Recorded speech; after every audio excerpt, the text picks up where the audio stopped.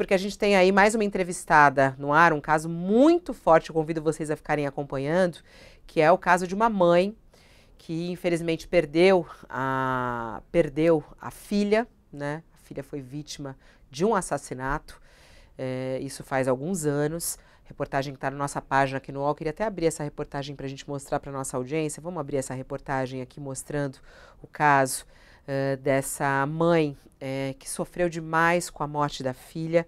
Isso aconteceu em 2015. A Beatriz Angélica foi morta aos 7 anos de idade, em Petrolina, em Pernambuco. A mãe, indignada com essa morte, claro, com uma dor gigante, resolveu que ela mesma ia investigar este crime. E aí, durante muitos anos, foi atrás, se formou inclusive investigadora, foi aprender técnicas de investigação, fez uma investigação própria durante vários anos, andou mais de 700 quilômetros e conseguiu identificar o assassino da filha dela. Quem escreve essa reportagem, está conosco já ao vivo aqui no UOL, é a repórter Camila Corsini, para contar essa história para a gente. Olá, Camila, parabéns aí pela reportagem, boa tarde a você. Boa tarde, Fabiola. Muito obrigada pelo convite para falar dessa reportagem. A gente daqui a pouquinho vai até entrevistar ela, né, a Lucinha, que é a personagem, Lucinha Mota, que é a personagem da sua reportagem, mas antes eu queria que você introduzisse o assunto pra gente, Camila. Como é que foi esse crime, né, o criminoso está preso, quem é esse criminoso, como é que aconteceu esse crime e como é que foi o trabalho aí da Lucinha de chegar até ele? O crime aconteceu em dezembro de 2015. A Beatriz foi morta na escola que ela estudava, em Petrolina, estado do Pernambuco. E a mãe ali ficou indignada com a situação, com o crime, como aconteceu, porque foi no meio de uma festa, foi no meio de uma festa de formatura, a família estava presente. A Beatriz saiu para beber água e ela não retornou. Poucos minutos depois, ela foi encontrada esfaqueada dentro de uma sala dessa escola. E a Lucinha, ela, com o passar dos meses, ela foi encontrando muitas pontas soltas, né, na investigação da polícia, e ela decidiu conduzir uma investigação paralela. Primeiro, ela ia para a rua, ela fazia manifestações todo dia 10, que é o dia da morte da Beatriz. E com a pandemia, ela começou a fazer um movimento online, acabou conhecendo um investigador norte-americano que ajudou ela, formou ela investigadora criminal. E nessa saga dela de tentar descobrir quem tinha matado a Beatriz, ela ia pra rua, se fantasiou, né, com peruca, com óculos, para tentar descobrir quem era o assassino. Então ela ia de porta em porta, fingia que era revendedora de cosmético, e no final das contas ela fez uma caminhada de Petrolina até o Recife, são 700 quilômetros, para pedir a inclusão do DNA desse assassino que encontraram na arma do crime no Banco Nacional. E depois que essa inclusão foi feita, foi identificado, o assassino hoje ele está preso, mas ele não está preso pelo caso da Beatriz, ele está preso por um crime contra uma outra criança, e ele está aguardando julgamento, ele vai ao júri popular, ainda sem data, sobre o caso da Beatriz. Ela já está conosco também ao vivo, convido ela a participar conosco aqui. A gente até iniciou com a Camila para que ela pudesse contar a história, mas a Lucinha já está conosco aqui, a Lucinha Mota, a quem eu agradeço imensamente de nos atender ao vivo. Eu imagino que a cada vez que você tenha que contar essa história ou conversar, isso te traga uma dor, né? Então, toda a nossa solidariedade também por esse luto, né, que você vive em perder uma filha. Boa tarde, seja bem-vinda ao UOL. Boa tarde, Fabiola. Boa tarde, Camila. Obrigada mais uma vez pelo espaço. Eu costumo dizer, Fabiola, que essa dor ela já me acompanha todos os dias, principalmente na hora de dormir, na hora de acordar. Então, é, aquilo que vocês estão fazendo, na verdade, é abrir um espaço para que a minha luta, para que minha voz seja ampliada e que Beatriz tenha agora um processo justo. Ô, Lucinha, você foi cursar direito, você foi aprender, investigar. O que você descobriu desse criminoso? Quem é ele? Qual é o nome dele? Por que ele cometeu esse crime? Você já tem essas respostas, Lucinha?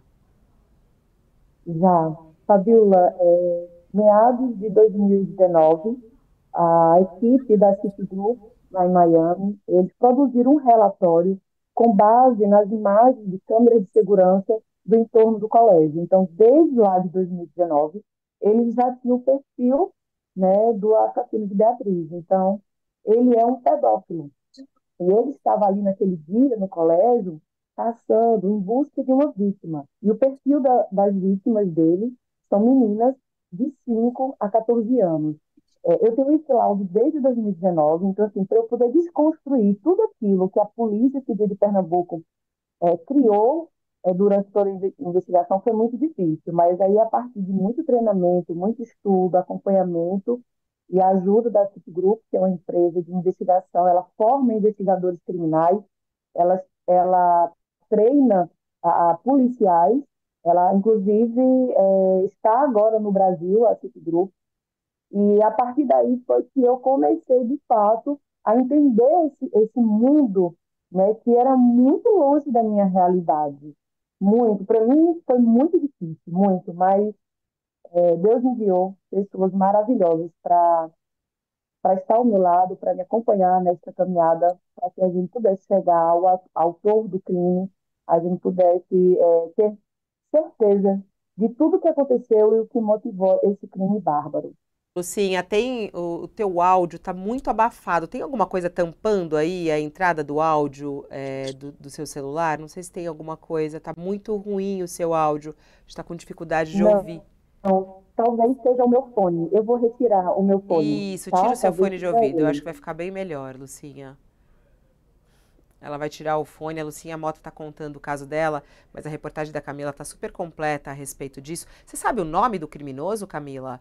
Ela não chegou a citar ali o nome do criminoso, mas ela fala que Tenho. ele é apontado como um pedófilo, é isso? Ele tá respondendo crime, inclusive de pedofilia, ele tá preso por isso. Isso, é Marcelo da Silva. Ele foi indiciado por homicídio qualificado e está preso desde 2017. Em janeiro de 2022, ele confessou que ele assassinou a Beatriz também. O exame de DNA, ele encontrou material genético do Marcelo na faca usada na cena do crime. Mas é Marcelo da Silva e ele está preso por um outro crime que ele cometeu um ano depois da morte da Beatriz, contra uma criança.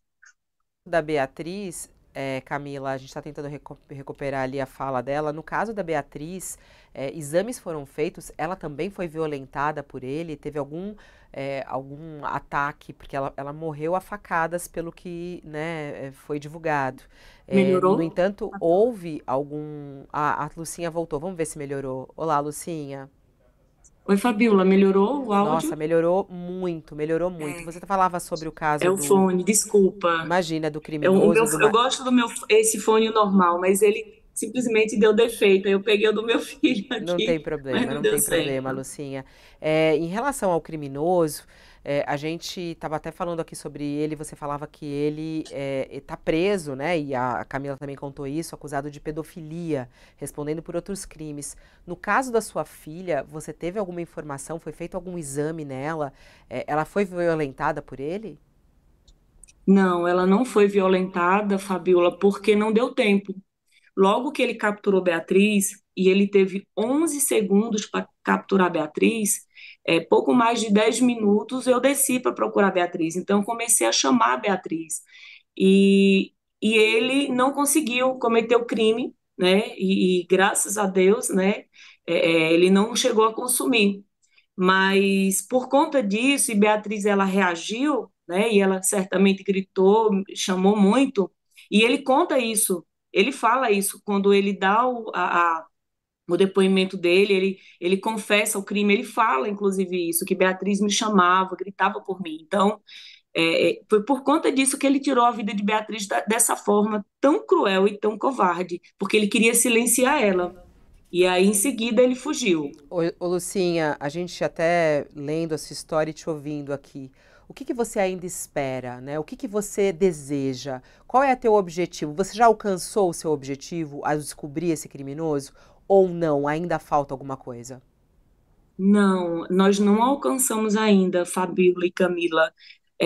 Eu acho que essa história ela só vai ter um ponto final de fato quando o júri acontecer, quando ele for condenado por esse crime tão bárbaro, né, que ele cometeu contra a vida de Beatriz, né, e tudo isso que a gente fez, eu, Sandro, nossos filhos, o Vale do São Francisco, o grupo de Beatriz que me deu todo esse apoio, eu acho que a gente só vai ter, de fato, a certeza que tudo isso chegou a um final quando ele for condenado e a gente sentir, de fato, que a justiça aconteceu, para que isso evite que outros criminosos tirem a vida de outras crianças, porque hoje, Fabiola, a sensação que a gente tem é que o crime compensa.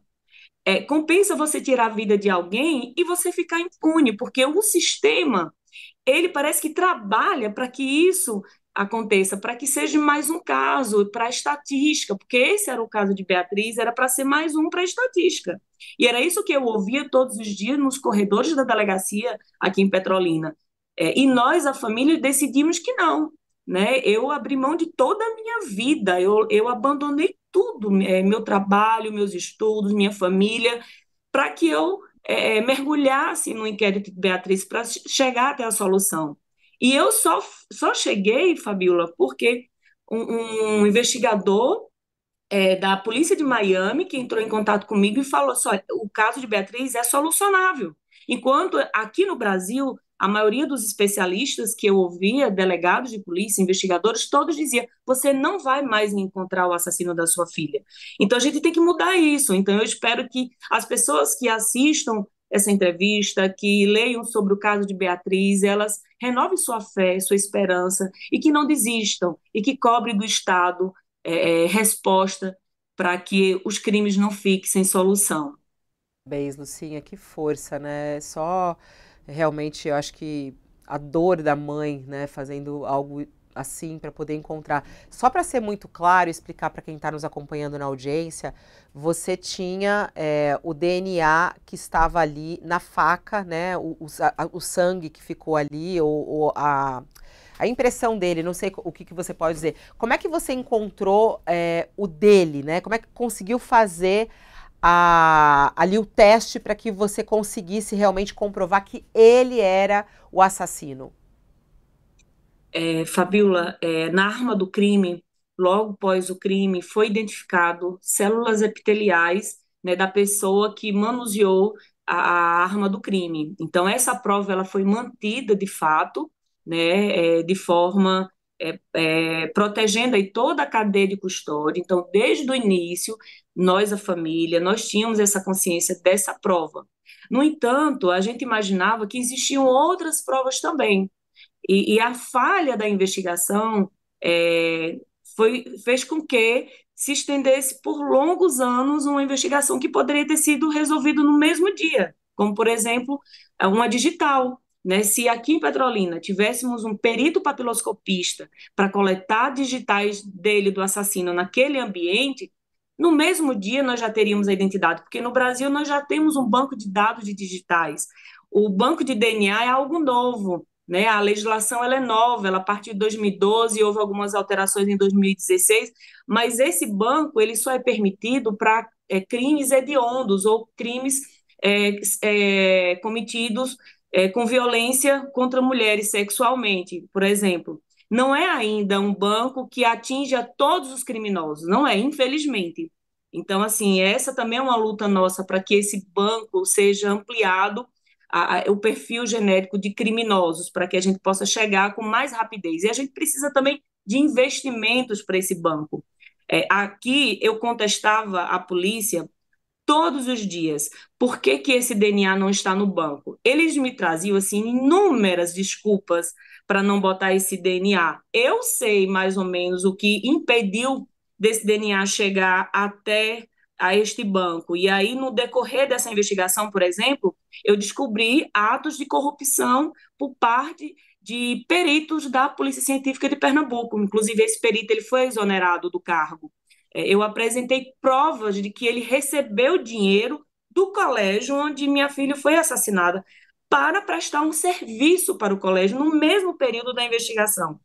Então, assim, muita coisa, né, favoreceu para que o crime não fosse solucionado. E aí, de tanto insistir, de tanta gente insistir, inclusive a gente se ofereceu ao governo do estado ajuda financeira para que melhorasse os recursos desse banco, para que se chegasse à autoria.